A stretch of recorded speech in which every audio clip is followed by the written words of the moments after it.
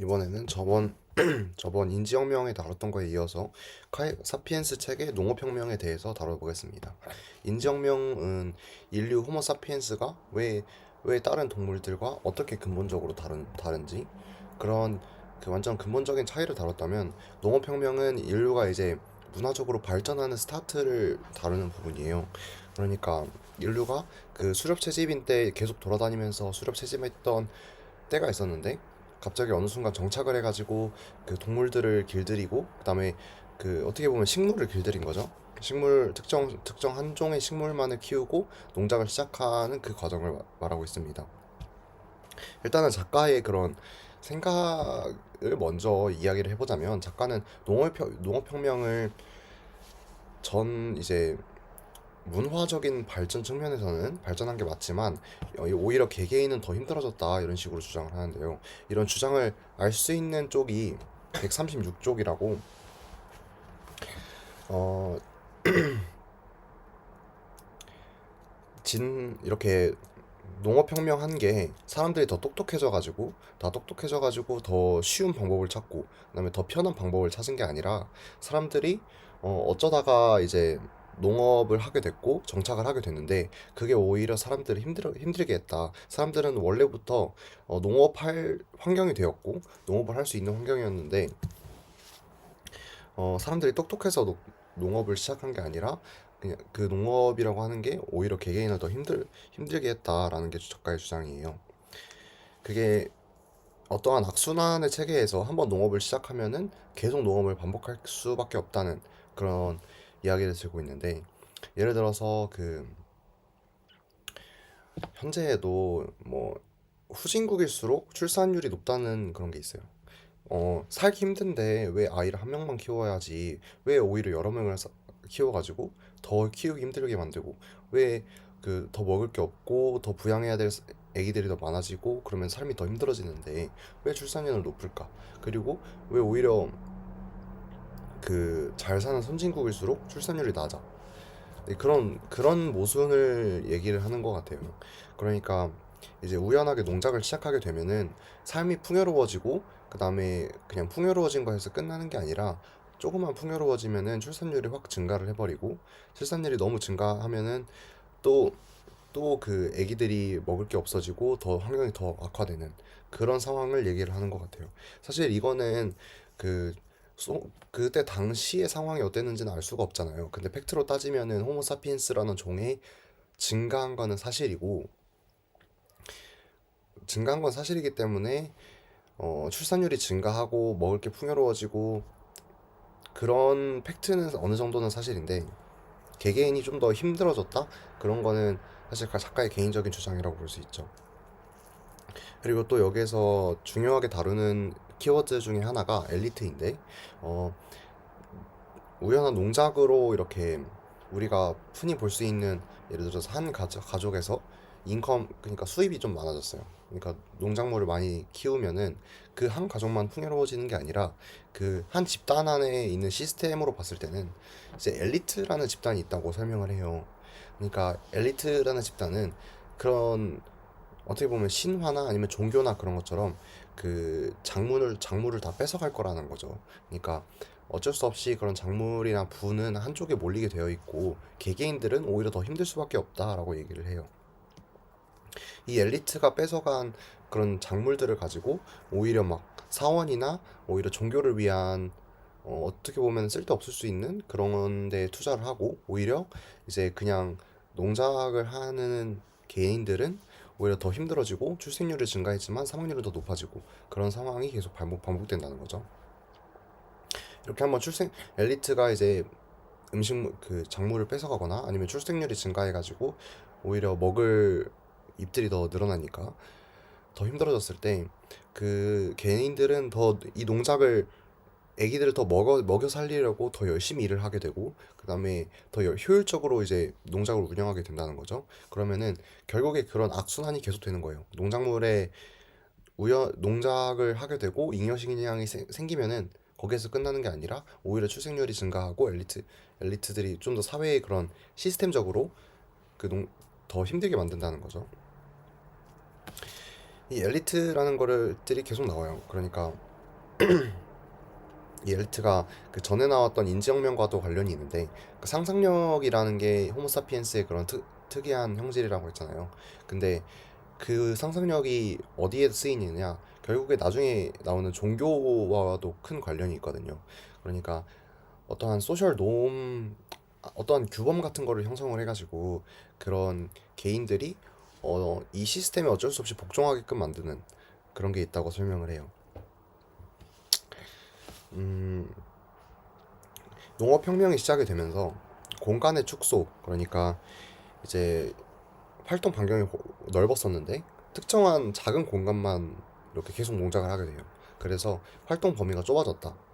그리고 그 다음에 농업혁명이 되면은 수렵 채집인 때는 그냥 먹을 게 떨어지면은 다른 곳으로 이동하고 이렇게 이동하는 생활을 해왔다면은 농작을 할 때는 그 한 가지 하나의 지역에서 계속 농작물을 키워야 하기 때문에 그 미래에 대한 걱정을 해야 돼요. 그러니까 미래에 날씨가 안 좋거나 아니면은 기근이 와. 그러면은 그 먹을 게 없어지니까 그런 거에 대한 걱정을 하게끔 만드는 거죠. 음, 그리고 이제 신화에 대해서 얘기를 해보도록 하겠습니다. 신화라는 거는 약간 좀 추상적인 말이기는 한데 뭐 사회 규범과도 관련이 있고요. 그 다음에 어떠한 큰 집단이 있을 때 그 집단을 하나로 모을 수 있는, 예를 들어서 뭐 종교가 있다고 하면은 예전에는 되게 종교의 영향이 컸잖아요. 그러니까 종교적 의식을 위해서 많은 것을 투자한다든지 하는 그런 거를 만들어내기 위한 게 결국 신화라고 한 단어로 그냥 그렇게 얘기를 하는 거고요. 신화가 결국에 왜 그 누구도 신화 이런 종교를 따르면은 결국에 좋은 건 없거든요. 그러니까 음식 오히려 작물을 쓸데없는 뭐 신전을 만든 데 쓴다든지 쓸데없는 종교 의식을 하는 데 쓴다든지 굉장히 그런 쓸데없고 오히려 불평등을 만들어내죠. 어떠한 한 사람한테 그 이목이 집중되게 만드는. 근데 이 작가가 말하는 게 과거에는 이렇게 신분 제도가 있었고 함무라비 법전이라고 하는 굉장히 불평등한 그런 조약도 있었대요. 그리고 미국 그와 반대로 지금 미국의 독립선언문을 비교를 해요. 독립선언문은 저희가 보면은 굉장히 그럴듯하고 정의롭게 여겨지지만 그 이런 보편적인 정의라는 것은 결국에 없다라는 거예요. 그 당시에는 정의라는 게 뭔지도 몰랐고 그 정의는 그 시대의 소셜 놈 사회적 규범에 따라서 정해지는 거지 그런 보편적인 그 정의라는 건 없다는 거예요.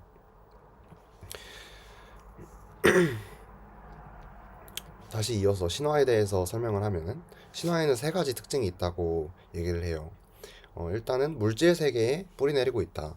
그러니까 그런 돈이라든지 과거로 따지면은 작물이라든지 그런 거에 뿌리 내리고 있고, 두 번째는 욕망을 결정한다는 거예요. 지금 오늘날의 신화에 대해서 말을 하는데 오늘날은 낭만주의랑 소비 지상주의가 있다고 얘기를 해요. 이런 낭만주의는 낭만주의랑 소비 지상주의가 합치면서 나는 막 자유를 추구해야 돼. 나는 나의 행복을 위한 삶을 살 거야. 이런 생각을 가지게 되었고, 소비 지상주의는 소비를 하면 할수록 난 행복해질 거야. 라는 그 생각을 가지고 있죠. 근데 이러한 그 신화는 오히려 소비량을 늘려요. 사람들이 그 더 많이 소비할수록 행복해진다고 무의식적으로 생각을 하는 거죠.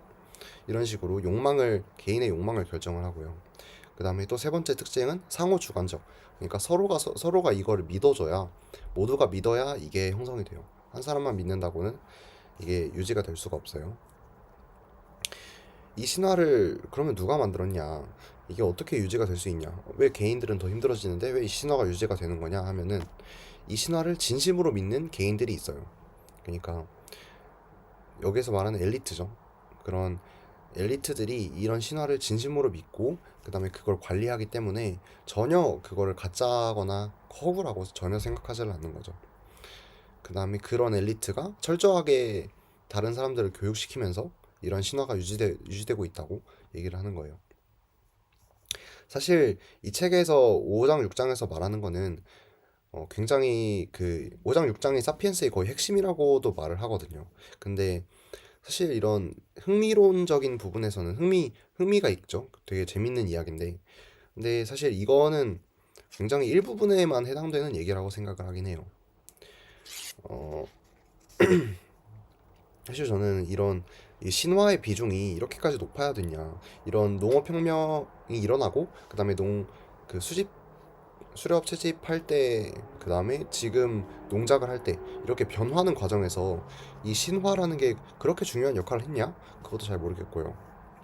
사실 어느 정도는 맞지만 그 비중이 좀 더 낮지 않을까 이렇게 생각을 합니다. 음,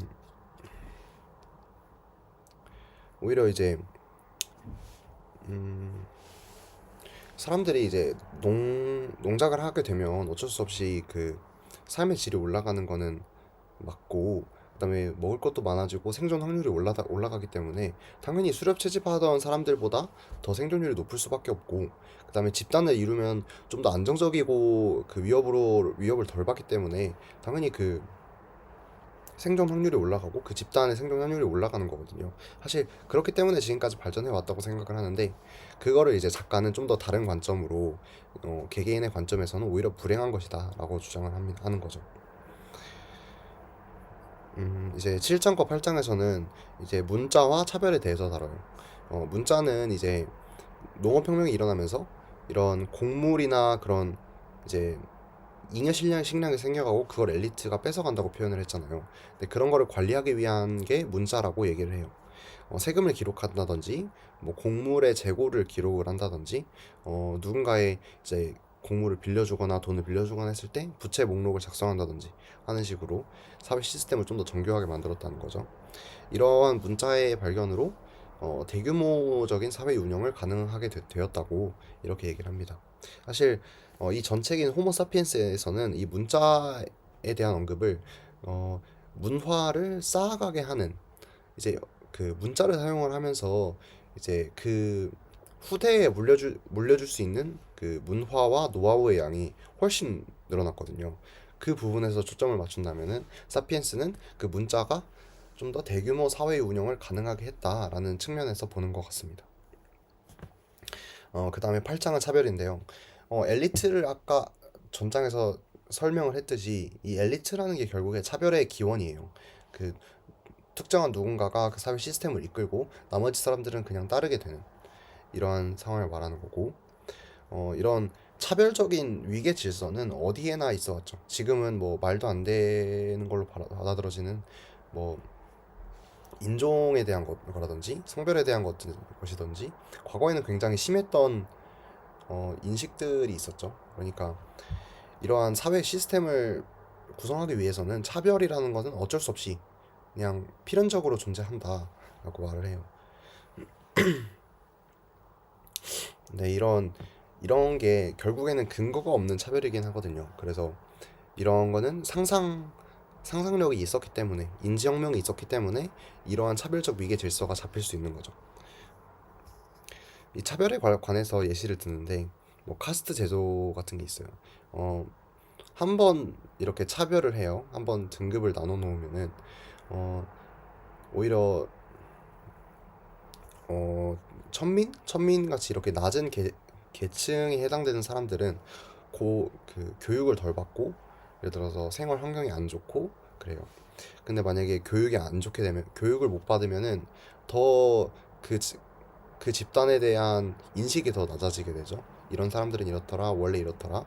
그 인식이 낮아지게 되고, 그럼 인식이 낮아지게 되면은 또 다시 차별이 반복되면 또 그 삶의 질이 훨씬 낮아지고, 이런 악순환이 반복이 되면서 이 차별적 위계 질서가 유지될 수밖에 없는 거예요. 이제 성별에 대한 얘기도, 성별이 이게 이런 차별이 사실 그 이게 맞는가, 아니면은 그러니까 자연적으로 살아남기에 유리한가, 아니면은 그냥 사실 필요 없는데 그냥 문화적인 그러한 시스템인가라는 거에 대한 궁금증을 저도 가지고 있었거든요. 근데 이 책에서는 그런 성별에 대한 분업이나 그런 차별은 그 어느 정도 그 살아남기 위한 전략적인 측면에서 지금 보는데요. 세 가지 가설이 있어요. 그러니까 힘의 차이, 그러니까 남자와 여자, 남녀 간의 힘의 차이가 있어서 그런 것들이 차별을 발생시키도록 했다. 그 다음에 두 번째는 공격성, 그러니까 그 수컷 개체가 좀 더 공격적이고, 그럼 공격적이면 외부 활동을 하면서 좀 더 사냥에 좀 더 집중을 하게 되고, 어, 암컷 개체는 좀 더 그 아이를 돌보거나 요리를 하거나 이런 식으로 발전이 되었다라는 게 있고, 생존 전략이라고 해서 남녀 간에 어, 암컷들은 짝을 찾는데 큰 에너지를 쏟지 않아도 됐었거든요. 근데 반면에는 그 수컷들은 오히려 경쟁을 통해 가지고 짝을 찾아야 하는 상황이었고, 그러한 환경이 오히려 수컷 개체의 좀 더 공격성을 키우고, 그 다음에 암컷 개체는 좀 더 공격성이 낮아지고, 그 다음에 오히려 그 아이를 출산을 한 이후에 보호를 받기 위해서 도움을 받으려고 하는 그러한 그런 생존 전략을 택했다라고 주장을 해요. 농업혁명은 이제 인지혁명에서도 마찬가지였지만 이런 작가의 생각을 가장 강하게 볼 수 있었던 장이에요. 사실 그래서 제가 의도적으로 팩트와 이제 작가의 생각을 아예 빼고서 이렇게 이야기를 하려고 하는데, 이 작가가 애초에 그 농업혁명이 이렇게 문화적인 발전이 일어날수록 이제 개개인이 어쩔 수 없이 이런 개개인의 이런 행복량은 오히려 줄었고, 오히려 불행한 삶을 살게 되었다, 이런 식으로 주장을 하는 거고, 그 다음에 또 한 가지가 뭐 차별이라든지 아니면은 정의, 보편적인 정의, 그런 건 없다. 차별은 어느 정도 당연하고 어쩔 수 없이 사회 시스템을 위해서 만들어질 수밖에 없었다, 이렇게 주장을 해요. 이렇게 농업혁명에 대해서 다루고, 3장에서는 인류의 통합에 대해서 다루는데, 이제 농업혁명이 일어나면서 어느 정도 집단이 생기고 전 지구적으로도 여러 가지 집단이 생겼을 거 아니에요. 근데 이제 4장에서 다루게 되는 과학혁명은 전 지구적인 모든 개체를 통틀어 가지고 한 번에 일어나는 느낌이거든요. 그렇기 때문에 3장에서 다루게 되는 거는 어떻게 해서 이러한 여러 가지 집단들이 한 가지로 통합될 수 있었느냐에 대해서 다룹니다. 그래서 그렇게 되면은 한 가지 문명을 이루고 문화적인 그 공통점을 좀 공유하는 그런 엄청나게 큰 크기의 집단이 만들어지게 됩니다. 그러면 농업혁명은 여기서 마무리하고 다음 동영상 인류의 통합에 대해서 다루도록 하겠습니다.